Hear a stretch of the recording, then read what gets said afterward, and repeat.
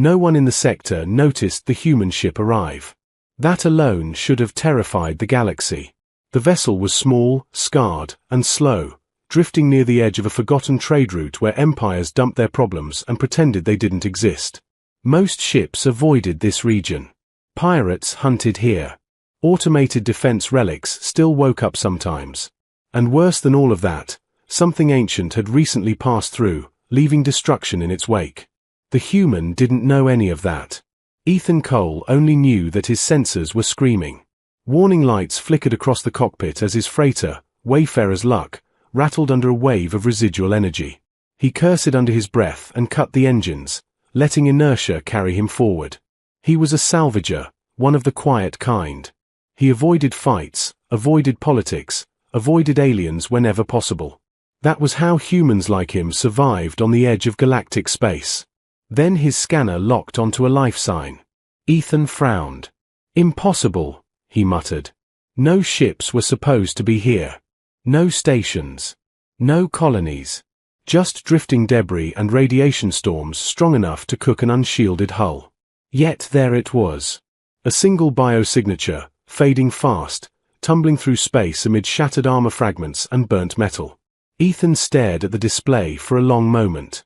Then he sighed. Every time, he said. Every damn time I say I won't get involved. He adjusted course. As the Wayfarer's Luck drew closer, visual sensors finally resolved the figure. It was humanoid, but not human. Tiger. Sleeker. Skin patterned with faint metallic lines that glowed weakly, like dying embers. Armor plates floated around her in pieces, cracked and scorched as if something unimaginably powerful had torn them apart. She wasn't drifting aimlessly. She was unconscious. And bleeding. Ethan swallowed. Alien rescue was not covered by his insurance. Galactic law was clear. Interference without authorization could be interpreted as espionage, abduction, or worse. Many species shot first and filed complaints later. Still, leaving someone to die felt wrong. He brought the freighter alongside and activated the tractor field, carefully drawing her into the cargo bay. The moment she crossed the threshold, alarms flared again, energy spikes, weapon signatures, biological warnings. "What are you?" Ethan whispered. He sealed the bay and approached slowly, hands raised as if she could see him. Up close, she looked terrifying, even unconscious. Her armor wasn't ceremonial or decorative, it was built for war. Every surface was layered with adaptive plating, every joint reinforced. This wasn't a diplomat or merchant. This was a warrior. Ethan ran a quick scan. The computer froze. Then rebooted. Then displayed a single line of text. Data restricted. Threat classification unknown. That had never happened before. He felt a chill crawl up his spine. Still, she was dying. Ethan activated the med unit, reconfiguring it on the fly. Human medical tech wasn't designed for alien physiology, but he'd patched up enough non-humans in border systems to know the basics. Stop the bleeding, stabilize energy flow, don't touch glowing organs. As he worked, he noticed something strange. Her wounds weren't random. They were precise. Clean entry points. Focused burns. Structural damage consistent with anti-capital grade weaponry. Whatever had hurt her wasn't a ship. It was something worse. Hours passed. The storm outside intensified, battering the freighter with radiation waves that would have forced most pilots to flee. Ethan stayed. He reinforced shields, rerouted power, and refused to leave her side.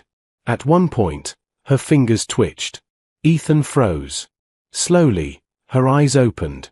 They weren't glowing with rage. They were sharp. Calculating. Fully aware despite the pain. She took in the room in less than a second. The human, the ship layout, the med unit, the exits. Her hand twitched toward where a weapon should have been. Ethan spoke first. "Easy," he said calmly. "You're safe. Mostly. And if you try to kill me, you'll probably bleed out, so let's not do that." Her gaze locked onto his. For a long moment, neither moved. Then, to Ethan's shock, she relaxed. "Barely, but enough. You should not have helped me," she said. Her voice was low, controlled, accented in a way his translator struggled to smooth out. Ethan let out a breath he hadn't realized he was holding. "Yeah," he replied. "I get that a lot." She studied him, eyes narrowing. "Do you know who I am?" she asked. "Nope," Ethan said honestly. "And judging by the way my computer tried to have a panic attack, I'm guessing that's a good thing." Her lips pressed together. "If they learn I survived," she said quietly, "entire fleets will come. Not to rescue me. To erase everything within several systems." Ethan blinked. "That sounds expensive." She looked at him as if unsure whether to be insulted or impressed. "You are not afraid," she said. "I am," Ethan replied. "I'm just used to it." Silence settled between them, broken only by the hum of the ship. Finally, she spoke again. "I am called Kylera." The translator hesitated, then added additional context Ethan didn't ask for. Identity partially matched. Classified military records detected. Ethan ignored it. "Well, Kylera," he said, adjusting a stabilizer. "I'm Ethan. I haul junk, fix broken things, and apparently rescue extremely dangerous aliens with galaxy-level enemies." She watched him carefully. "You should hand me over," she said. "It would be safer for you." Ethan shook his head. "No offense," he said, "but anyone willing to wipe out star systems doesn't sound like the good guys." A faint, almost invisible smile touched her face. "That is what they say about me as well." Outside the ship, distant sensors picked up movement. Something massive had entered the region. Ethan didn't know it yet, but by choosing kindness over caution, he had just placed humanity's name onto a list the galaxy feared. And once humans were noticed, they were never underestimated again. The sensors screamed again. This time, Ethan didn't curse. He just stared at the readouts in silence as the Wayfarer's luck shuddered under a pressure wave that had no right to exist in empty space. It wasn't a storm. It wasn't debris. It was mass. Something enormous had arrived nearby, warping gravity like it was an afterthought. Kylera felt it too. Her body tensed instantly, pain forgotten as instinct took over. She pushed herself upright despite the medunit's protest alarms. Silver lines along her skin flared brighter, reacting to a threat older than fear. "They found me," she said. Ethan swallowed. "That was fast." "You do not understand," she replied. "They were already searching. My disappearance only confirmed their worst fear." "And that would be?" Her eyes met his, sharp and heavy with truth. "That I am still alive." The ship's external feed flickered to life, showing a shape emerging from the void. It wasn't a fleet. It wasn't even a ship in the way Ethan understood ships. It was a moving fortress. Layered hulls rotated independently, each one bristling with weapon arrays that glowed with restrained power. No visible engines. No obvious bridge. Just silent, patient dominance. Ethan felt very small. "Okay," he said slowly. "I'm officially out of my comfort zone." Kylera closed her eyes for a brief moment, as if listening to something distant. When she opened them again, her expression had hardened. "That is a suppression arc," she said. "They deploy it only when erasure is the goal." "Erasure of?" "Everything," she answered. "Planets. Records. History." Ethan leaned back against a console. "So, bad neighbors." Her gaze flicked to him. "You are calm." "I grew up on a mining moon," he said. "Explosions usually mean paperwork. This just feels like bigger paperwork." That almost made her laugh. Almost. The Ark's presence pressed against the ship like a physical weight. Communications channels opened, hundreds of them, probing, scanning, demanding identification. The Wayfarer's luck responded automatically with civilian codes, salvage permits, outdated trade licenses. For a moment, nothing happened. Then the channels went silent. Kylera's jaw tightened. "They are deciding whether you are worth sparing," she said. "That's generous of them." Ethan moved back to the cockpit, fingers flying over controls. He wasn't a soldier. He wasn't a hero. But he was human, and humans were very good at one thing the galaxy underestimated: improvisation. He dumped excess power into the shielding, rerouted life support to minimal levels, and manually disengaged several automated systems. The ship began to look, to external sensors, like drifting wreckage. Kylera watched him work. "You are masking your presence," she said. "Trying to," he replied. "Most big scary things ignore trash." The Ark did not ignore them. A beam of pale light swept across the freighter, dissecting it layer by layer. Ethan felt like a bug under a magnifying glass.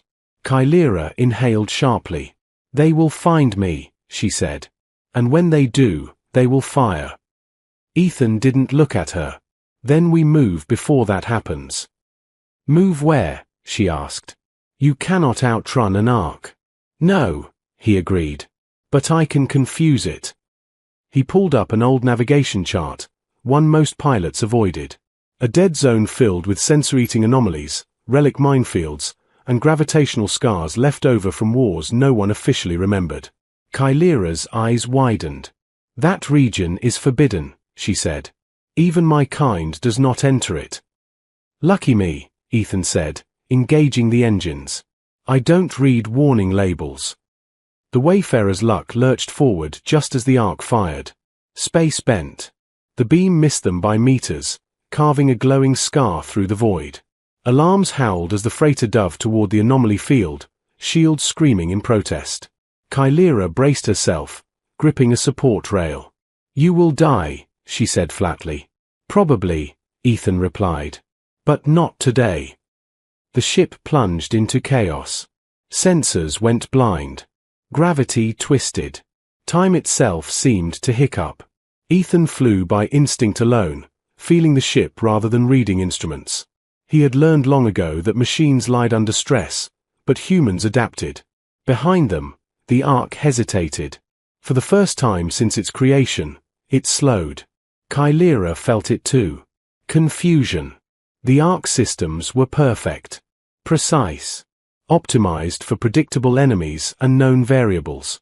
It had erased civilizations that relied on rigid doctrine and flawless logic. It had never chased humans. The anomaly field swallowed the Wayfarer's luck whole. When the turbulence finally eased, Ethan slumped back in his chair, breathing hard. The ship was battered but intact. Systems flickered back online one by one. He looked at Kylera. "Well," he said. "Still alive." She stared at him as if seeing him for the first time. "You entered the veiled scar," she said slowly. "No military commander would have done that." "I'm not military." "That," she said quietly, "is becoming very clear." Outside the ship, distorted echoes of space rippled like wounded ghosts. The Ark's presence was gone, for now. Kylera lowered herself back onto the med platform, her strength fading again. Ethan moved to help her, instinctively gentle. "Why are they so afraid of you?" he asked. She was silent for a long time. Then she spoke. "I was created to end wars," she said. "Instead, I ended civilizations." Ethan winced. "That's a rough resume." "They named me the Final Blade," she continued. "The weapon that ensured obedience. The threat that kept the galaxy quiet." "And now?" Ethan asked. "Now," she said, meeting his eyes, "they fear what happens if I choose my own path." Ethan leaned back, absorbing that. "So let me get this straight," he said. "You're the galaxy's ultimate enforcer, hunted by the people who built you, and I just dragged you through forbidden space using a ship held together by hope." "Yes." He nodded. "Figures." Outside, something shifted in the darkness. Not the Ark. Something else. Older. Watching. Kylera felt it and stiffened. Ethan noticed. "Good news or bad news?" he asked. She didn't answer right away. "Bad," she said finally. "But not for them." Far across the stars, the Ark transmitted its first failure report in recorded history.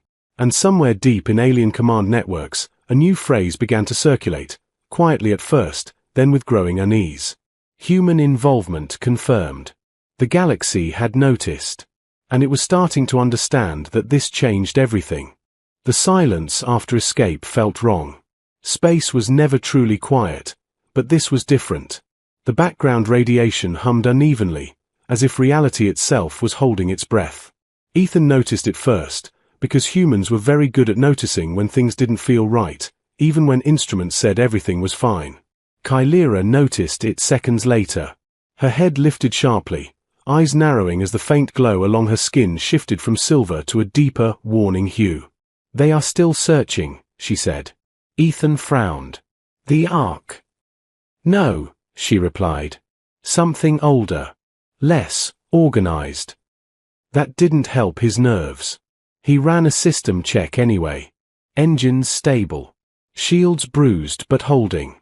Navigation? Mostly nonsense, but that was expected inside the veiled scar. The region twisted signals into lies and turned straight paths into loops. To most species, it was a nightmare. To humans, it was manageable. Ethan set the ship to drift and powered down non-essential systems. The Wayfarer's luck became a quiet shadow in a place full of ghosts. Kylera watched him again, that same calculating stare. "You do this often," she said. It wasn't a question. "Hide."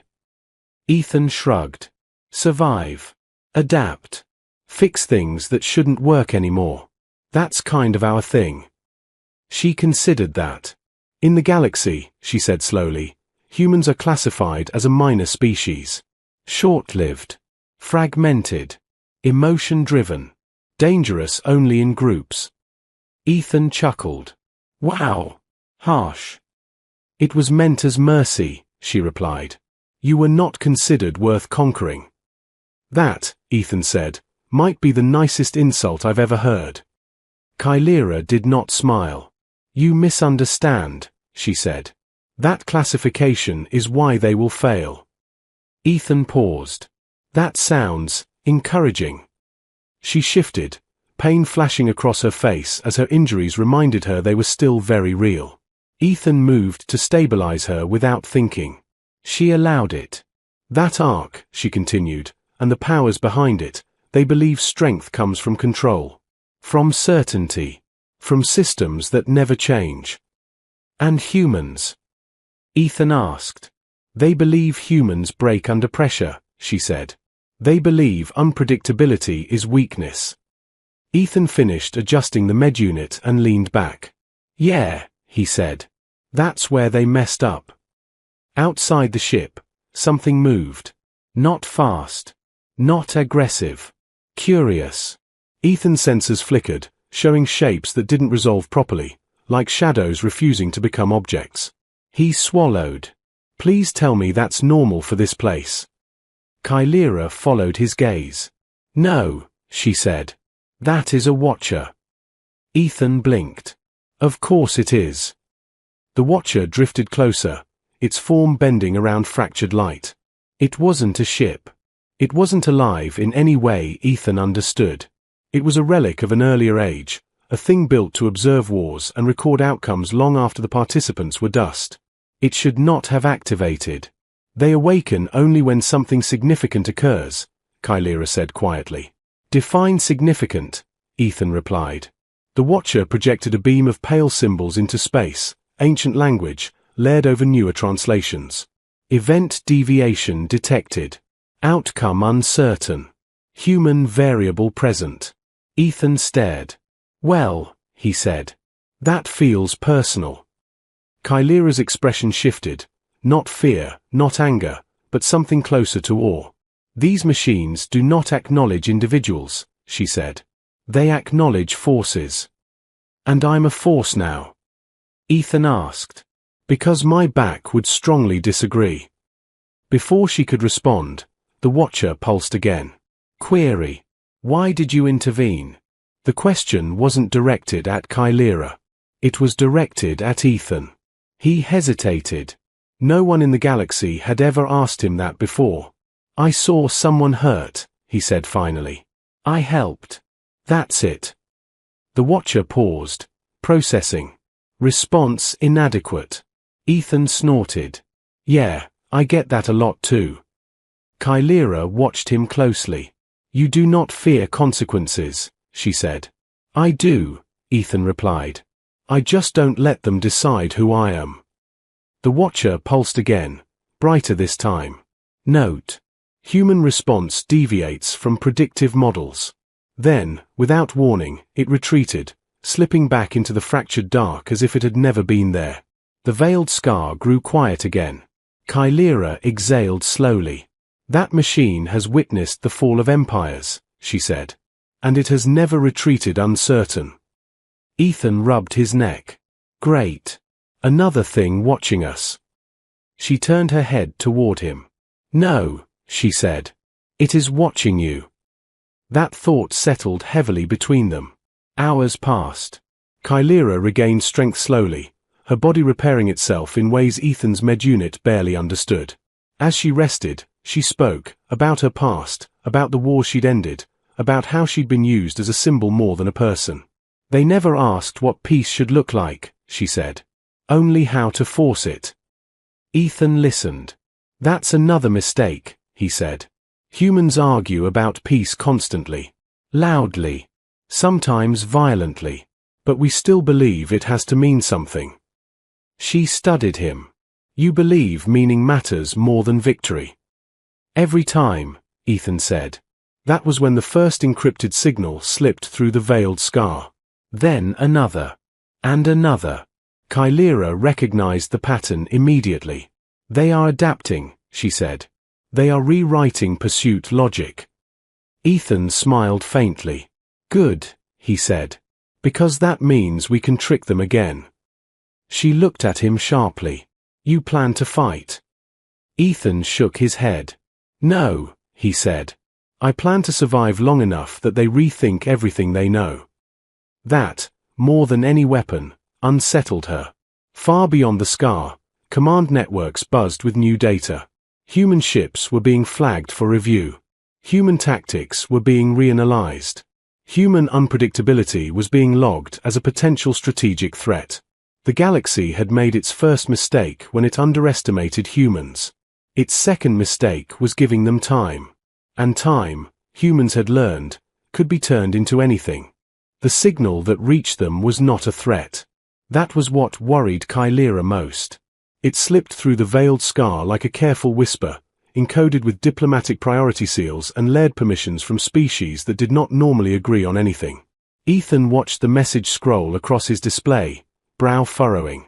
Well, he said, either this is very bad, or very fake. Kylera leaned closer, her presence now steady, dangerous in a way that no longer felt fragile. Her injuries had healed enough that the glow beneath her skin was sharp again, controlled. It is real, she said. And it is desperate. The message did not demand surrender. It did not threaten annihilation. It requested dialogue. Ethan blinked. That's new. Beyond the veiled scar, the Ark had not returned. Instead, it hovered at a distance, flanked now by observation vessels, data collectors, and communication relays.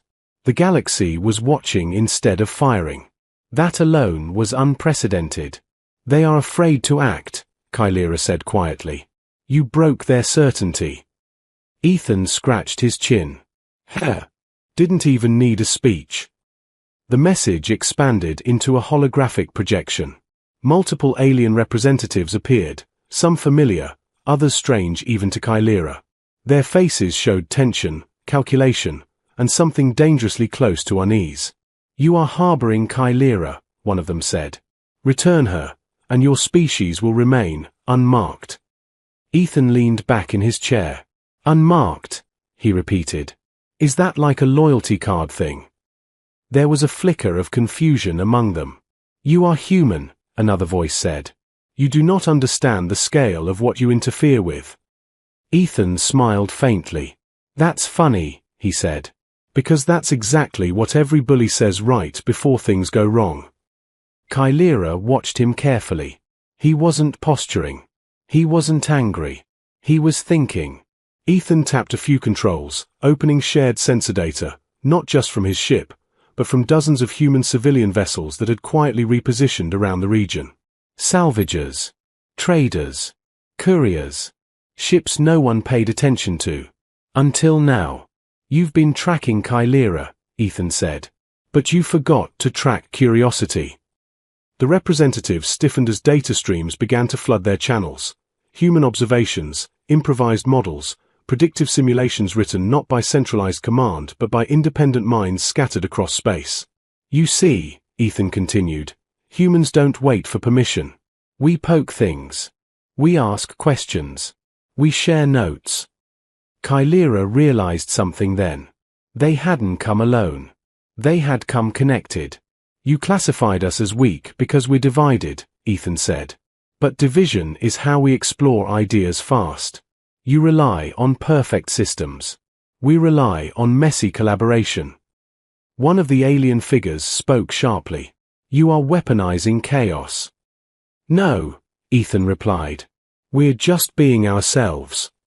Behind the scenes, human ships began deploying non-lethal interference, signal echoes, probability noise, navigation puzzles that made no sense to rigid algorithms.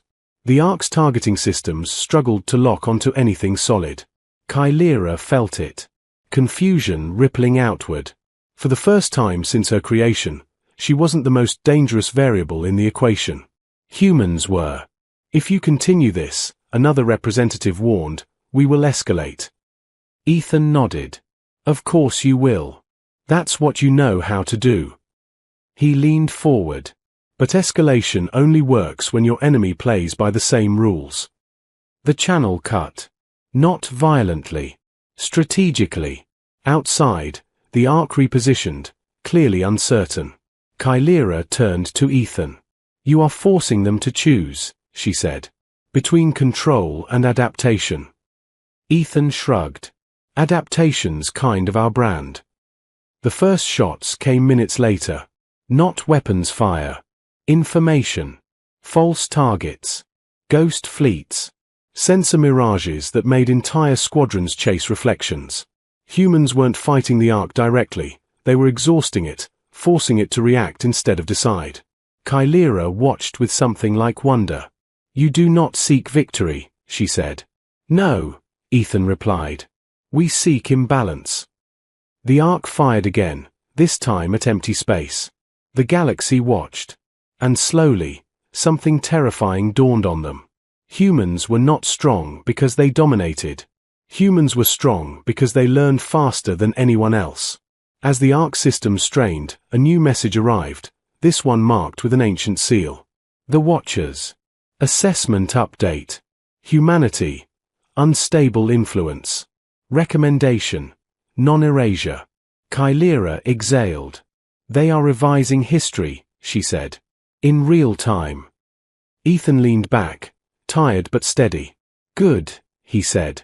History needs updates. The Ark powered down several weapon arrays. Across the galaxy, commanders hesitated. If humans could do this with salvagers and stubbornness, what could they do if pushed further? Chimera looked at Ethan. You realize, she said, they will never forget this. He smiled. Neither will we. The galaxy had tried to corner humanity. Instead, it had given them a seat at the table. And humans, once invited, always rearranged the room. The Ark did not fire again. That silence spread faster than any weapon ever could.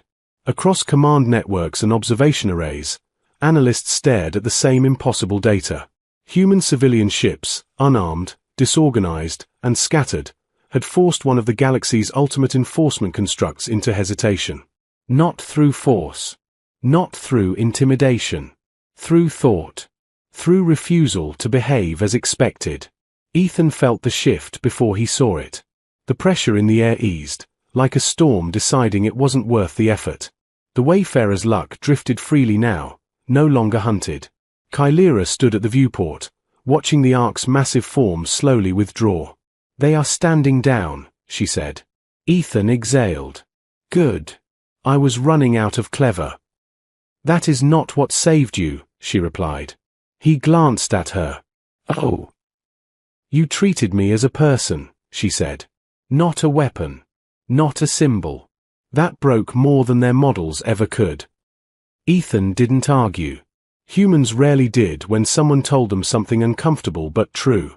A final transmission arrived. This one was public. Broadcast across open channels. Unencrypted. Notice to all civilized systems. Humanity is to be reclassified. Status: unpredictable strategic actor. Recommended response: engagement, not erasure. The galaxy watched. Some with fear. Some with curiosity. Some with quiet relief. Kylera turned toward Ethan.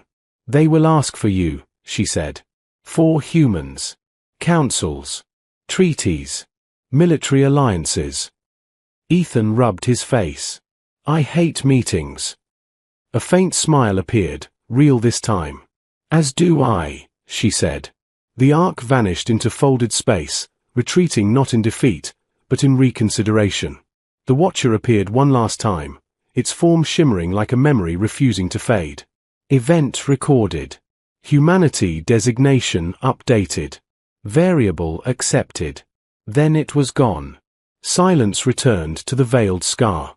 Ethan slumped into his chair, exhaustion finally winning. His ship was a mess. His nerves were shot. His life had just changed in ways he couldn't yet understand. Kylera approached him.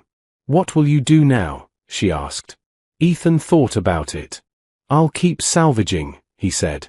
Keep fixing broken things. Maybe help people who don't expect help. She nodded slowly. And if they come for me again? She asked. Ethan met her gaze. Then they'll have to deal with humans asking questions. A lot of questions. That, she knew, was a threat no empire could silence.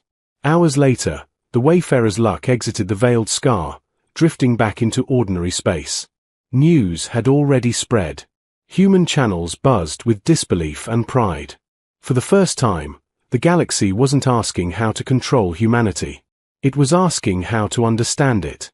Kylera stood in the cargo bay, fully healed now, her armor repaired, not as a symbol of domination, but as protection. I will leave, she said. But not as I was. Ethan nodded. Good.